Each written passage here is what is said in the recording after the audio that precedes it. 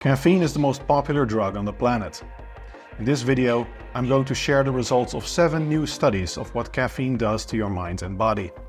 By the end of this video, you will accept that everything I've told you is true, but you will reject all of it, and you will be left with an overwhelming sense of dread and cognitive dissonance, resulting in you disliking this video.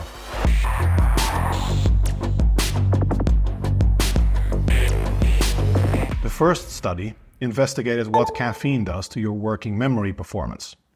Many people intuitively have the idea that caffeine just makes everything better and makes you smarter and makes you more. However, that's not true. Caffeine selectively enhances some aspects of your cognition, how your brain functions, but it deteriorates others. In this study, they extended the findings of short-term research to longer-term effects. For 10 days, they had people take either a placebo 3 times per day or caffeine, 150 milligrams. So that's 450 milligrams per day, which is a substantial amount. It's about 5 cups of coffee for the average guy. And another group also consumed the caffeine, but at the 10th day, they went into withdrawal. They didn't consume any caffeine. So they compared placebo versus caffeine versus withdrawal. They found that in contrast to short-term studies, which find that a single dose of caffeine often improves or does not affect working memory performance, in the longer term, caffeine actually led to reduced working memory performance. They found higher error rates, longer reaction times compared to the placebo condition in the caffeine group. They also found reduced activity in the hippocampus, which is a vital area in the brain that is involved in learning and memory formation. The researchers concluded, our data suggests that daily moderate dose caffeine intake leads to a compromised working memory function which may remain reduced during acutely withdrawing from daily intake. These findings suggest that there are certain adaptations in the brain with long-term usage of caffeine that change the response to caffeine compared to when you just take a single serving and you are not yet habituated to the higher dose that you are using chronically. This scenario is very similar to what most people do with caffeine, is that they consume multiple cups of coffee throughout the day. And this study would suggest that if you do this, you actually suffer from impaired working memory performance. This study reminds me of earlier research on this topic, which looks at the effect of various drugs, including caffeine, on chess performance. And they found that while a single serving, at least, improved attention, and it also made them make better moves with the stimulants, including caffeine, but it actually didn't improve overall chess performance because they also took much longer for each move and therefore lost more games on time. So the overall performance with caffeine and without caffeine was similar. I found that many things seem to get better with caffeine because you feel better, you have more energy, but when you objectively measure your productivity and your performance, a lot of tasks actually don't improve with caffeine. Caffeine is mainly effective for very simple tasks where you otherwise have trouble keeping your attention. Now, I wouldn't be too freaked out about this study.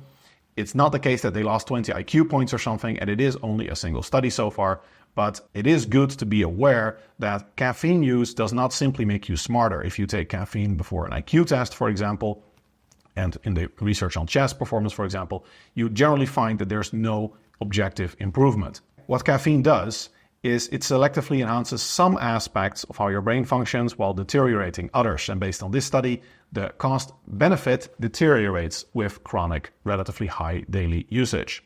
The second new study is a meta-analysis that looked at the effect of caffeine consumption on sleep.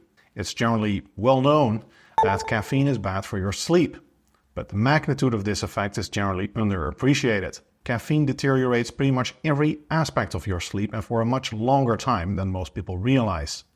The researchers concluded to avoid reductions in total sleep time and sleep quality, coffee should be consumed at least 8.8 hours prior to bedtime, and a standard serving of pre-workout supplement should be consumed at least 13.2 hours prior to bedtime.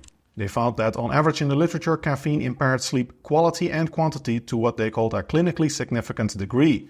Every individual aspect of sleep quality did not deteriorate that much, but when you add it all together and you look at the effect that reduction in sleep time and quality has on objective tasks, it is actually quite notable. So caffeine made it harder to fall asleep, it reduced sleep efficiency, and it reduced the time spent in deep sleep stages while increasing the time in light sleep stages. It also increased the time that people spent awake at night, even if they didn't remember it afterwards. So overall, caffeine is definitely no bueno for your sleep, and it seems that even a standard single serving of coffee needs to be consumed 9 hours prior to bedtime for the average individual, and whereas a pre-workout supplement, which typically has about 200 milligrams of caffeine, needs to be consumed a full 13 hours prior to bedtime, which means that you would not be able to train more than, say, 12 hours before bedtime if you don't want any negative effect on your sleep. Now, these effects are very individual, and you might not have problems falling asleep with caffeine use closer to bedtime. In that case, great. However, you should be aware that your subjective sleep quality is not necessarily the same as your objective sleep quality. So you might not feel the effects anymore, but there can still be objective effects. In fact, in one of the studies, they found that a single double espresso consumed in the morning still objectively impaired sleep quality at night. So that's a single double espresso consumed, and that still produced sleep quality at night, even though subjectively nobody feels anything anymore from their caffeine use that long after consumption. The third study shows that most people derive a significant placebo effect from using caffeine, even if they haven't consumed any caffeine. Let me clarify. The researchers had people consume 3 different supplements, none of which actually contained anything. They were all placebos. But even though they were all inert capsules containing a placebo, meaning nothing, the people were told that they did contain something. In one condition, they were told it contained cellulose, which is an inert substance. It's a control condition, so it's a true placebo where people know it's a placebo. In the other condition, people were told it contains caffeine, which is the true placebo condition where people consume a placebo, but they think it's caffeine, and then, well, we'll see what happens. In the other condition, they were told that they consumed lactic acid. And the idea is that, or many people believe that lactic acid is bad for your muscles, so in the workout that they were going to perform afterwards, this should have a negative effect. This is actually a myth. Your muscles barely produce any lactic acid, and they merely produce lactate, which is actually a base. And lactate is not responsible for muscle fatigue. It actually buffers against fatigue. It's simply a complete outdated myth. After consuming the 3 placebos with different expectation effects, they consumed a workout. Now you can see here what the results are. Basically, we see very strongly what people call the placebo effect and the nocebo effect. The placebo effect is that positive expectations can manifest into actually positive objective outcomes.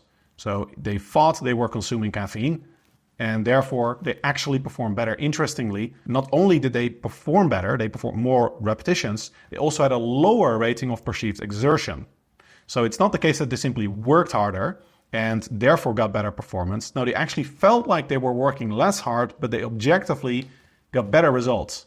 So that's a very strong placebo effect. And then in a nocebo condition where they consumed fake lactic acid, you saw, this was not statistically significant, but the trend is clear and aligns with a lot of other research. You saw a reduction in the number of repetitions they could perform while increasing the rating of perceived exertion. So again, we also see a discrepancy here between how our people feel the workout is and their objective performance, where they don't go hand in hand, they can actually move in the opposite directions. So the mental effect is even stronger than the physical effect. And this, I think, is a very good illustration of the placebo and the nocebo effects, the positive and the negative expectation effects. And this builds on previous research showing that caffeine use has more mental placebo effect, more psychological effect than objective physical effect. In fact, there is some previous research in which this kind of placebo effect is stronger than the objective actual physical effect of the caffeine. So people that think they are consuming caffeine, they derive a greater performance enhancement during workouts, for example, than people that actually consume caffeine but were told it's a placebo. So the thought that you're consuming caffeine in many ways is more important than the actual physical effect of the caffeine. That's how strong the placebo effect of the caffeine is.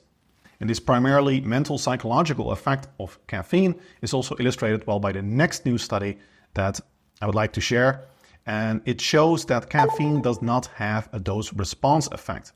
So what they did is they had well-trained collegiate sprinters and jumpers perform jumping type workouts with different dosages of caffeine. And they found that there were no significant differences between the different doses of caffeine in jumping performance. 1, 3, and 6 milligram per kilogram dosages were all equally effective. And this is absolutely crazy if you think about it, because there is almost no drug that does not have a dose response effect. Dose response effect means that dose determines the response.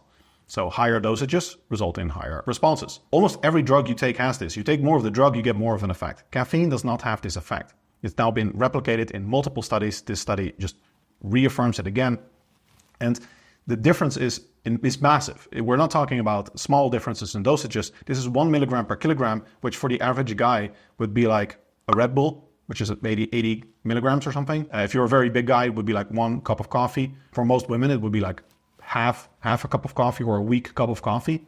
3 milligram per kilogram is 3 times that, and 6 is 6 times that. So that would be like 6 Red Bulls for the average guy. And even for a small female, it would be 3 Red Bulls. So it's a crazy difference in caffeine intake. And as long as people don't know the difference in caffeine intake, that part's crucial, they actually don't respond very differently. Now again, this certainly varies per individual, because I remember one time I slept over at one of my friends' houses, and then we went to the cinema the next day, and I was walking up the stairs and my hands were shaking, I was sweating, and I literally felt like I was gonna faint. I was becoming so lightheaded, I thought I was gonna fall down the stairs. And I was thinking, what happened? Why do I feel this way? Because I wasn't ill or anything. And then I suddenly remembered, oh, I had my friend's morning cup of coffee, and he was a massive caffeine addict. So his morning cup of coffee was like the equivalent of probably 8 normal cups of coffee, which came close to hospitalizing me.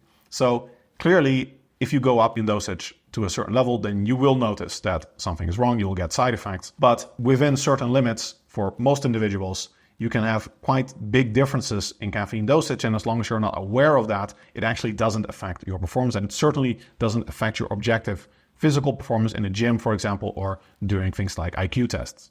The last 3 new studies of what caffeine does to your mind and body looked at the effects of caffeine habituation, so becoming used to caffeine, regularly consuming caffeine, and how this affects what effect you can still get from caffeine.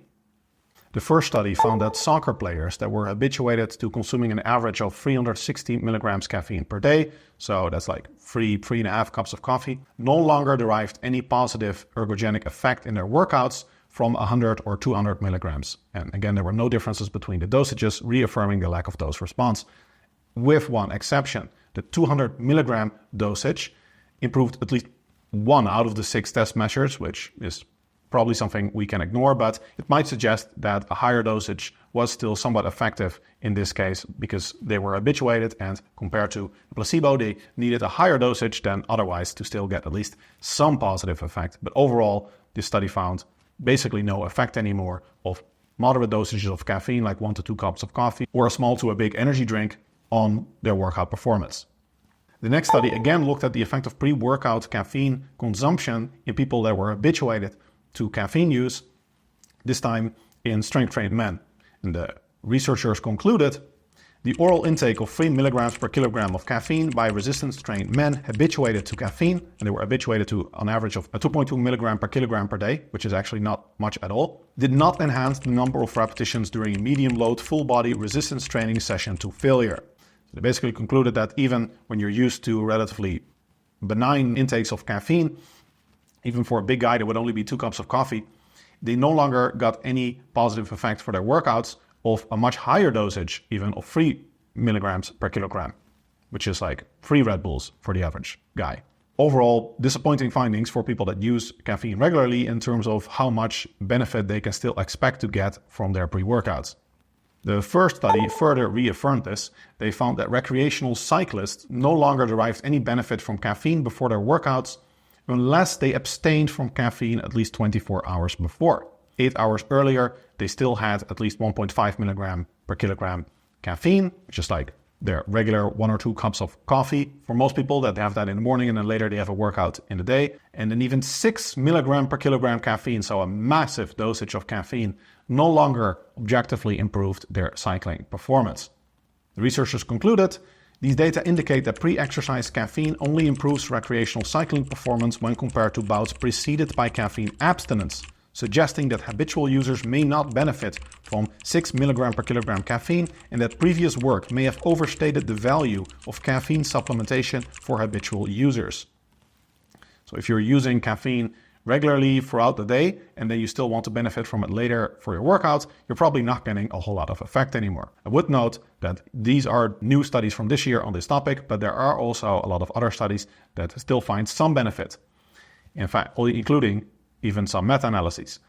This seems to vary per individual, and the research is a lot less compelling when if you look at people over time, the same individuals consuming caffeine, then you typically see that the effect wanes. The researchers with weaker research, which is cross-sectional and looks at different types of people used to different dosage of caffeine, does still find effects. However, that's A, weaker research, and B, what they often do is they look at the effect of, say, 3 or 6 milligram per kilogram caffeine, so very high dosages of caffeine, like multiple energy drinks worth of caffeine, and then they still find an effect in people that are used to consuming lower dosages, because most people, when they consume coffee, for example, that's like 1 milligram per kilogram caffeine or a little bit more for most people. So they're used to the equivalent of 1 cup of coffee, and then the research just shows, well, if you consume 3 cups of coffee, you still get a response. Of course, that doesn't mean that much because the response might be reduced, and it might be that you need a higher dosage now. So research on this is not unanimous. It's not the case that all research finds that you get zero effect, like these new studies find, just absolutely zero effect from even high dosage of caffeine. If you're used to even just moderate caffeine consumption, you might still get an effect, but I would say if you simply anecdotally think about how much you feel the effect of caffeine, I think it's very hard to argue that there is no tolerance taking place. If you take no caffeine for, say, 10 days, your research finds that it takes about 9 days to fully resensitize your receptors. So that's the good news. The only good news in this video. In 4 to 9 days, you can completely resensitize your receptors depending on how much caffeine you used before. If you do that, and then you consume, say, 2 Red Bulls or energy drinks in general, you will have a significant effect.